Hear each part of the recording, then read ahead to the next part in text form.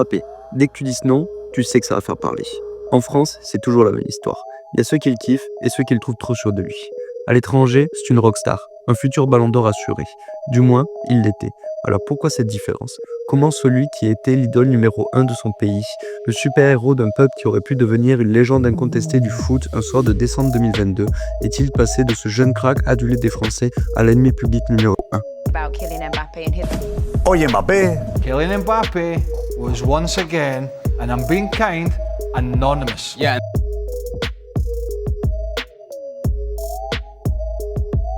Aujourd'hui, Mbappé, c'est plus qu'un joueur, c'est une marque. Nike, Dior, Oakley, les millions d'abonnés sur les réseaux, tu le vois partout. Sur les terrains, dans les pubs, en une des journaux. Dès qu'il y a un sujet sur son équipe, il prend toute la lumière, parfois même plus que le club en lui-même. Le gars est même considéré comme un homme politique par certains. Il prend la parole sur des sujets de société, il influence, il dérange. Depuis ses débuts explosifs à Monaco jusqu'à 2023, il était le cauchemar des défenseurs et le chouchou des supporters. Même sans Ligue des Champions, sans Ballon d'Or, sans Euro, il faisait peur, il fascinait. À chaque rassemblement avec les Bleus, c'était un show, un phénomène, un symbole d'espoir pour la France du foot. Mais depuis 2024, quelque chose a changé. Les critiques sont de plus en plus nombreuses. Sportivement, il a connu des hauts et des bas. Moins tranchant, parfois absent des grands rendez-vous et hors du terrain, il est devenu une cible. Tout ce qu'il dit, tout ce qu'il fait est disséqué, amplifié. Il fait l'objet d'un abattage médiatique violent que peu pourraient encaisser.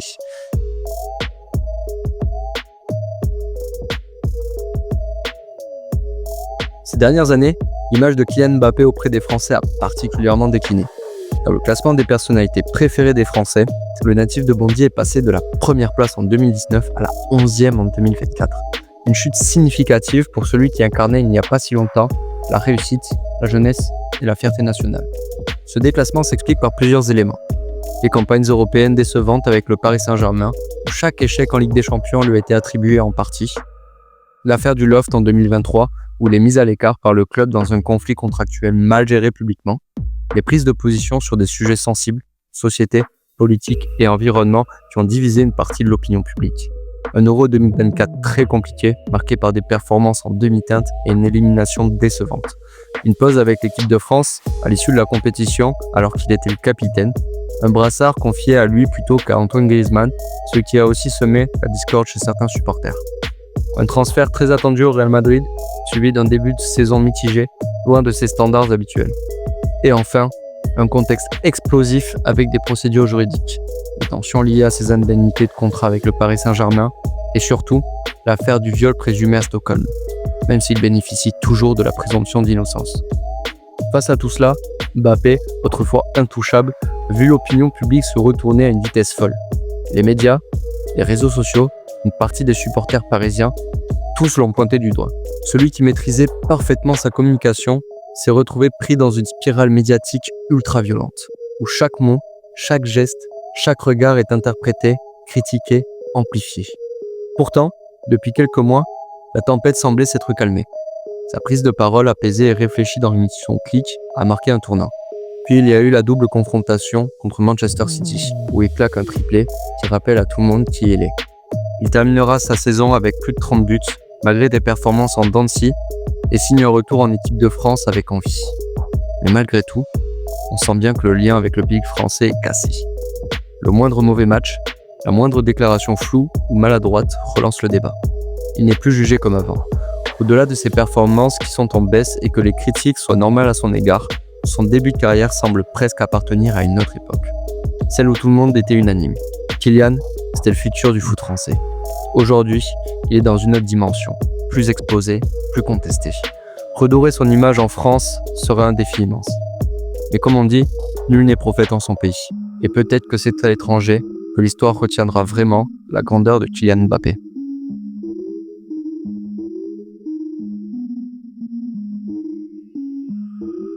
À l'étranger, l'image de Kylian Mbappé reste globalement celle d'un phénomène. Mais elle s'est aussi teintée de nuances depuis 2024.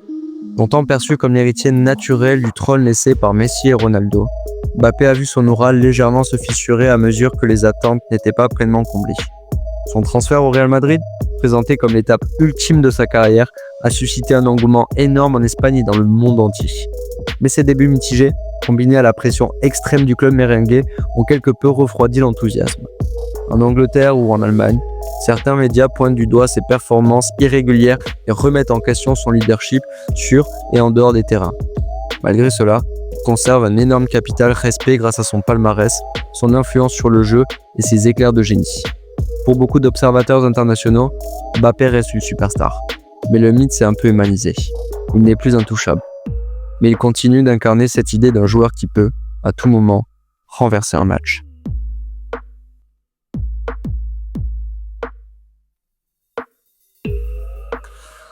Alors, pour être honnête avec vous, en tant que supporter, j'apprécie énormément Mbappé.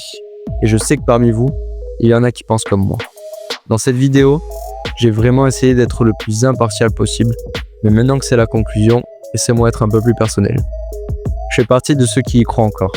Je parle du Mbappé qui nous faisait vibrer. Celui qui te faisait te lever du canapé à chaque accélération, chaque prise de balle, chaque frappe. Celui qui jouait avec insouciance, avec le feu. Et même si aujourd'hui, l'image est un peu brouillée, même s'il divise, je veux croire qu'il peut encore faire taire tout le monde, ballon au pied, comme il l'a toujours fait. Parce que Mbappé, c'est aussi ça. Un joueur qui renaît là où d'autres s'effondrent. Un joueur qui porte sur les épaules les espoirs d'un pays, les critiques d'un continent et les projecteurs du monde entier. Une fin de saison où il renverse Barcelone et le destin du Real, une Coupe du Monde dont il a le secret en 2026, qui sait.